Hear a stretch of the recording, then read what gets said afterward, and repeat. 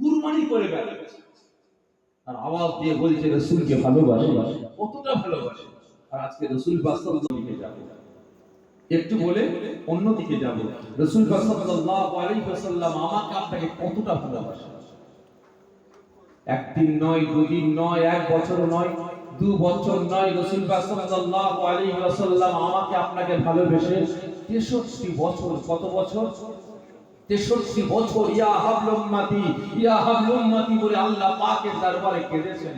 ক্ষান্ত হলেন না, আজও কাঁদছেন, কিয়ামত পর্যন্ত কাঁদবেন।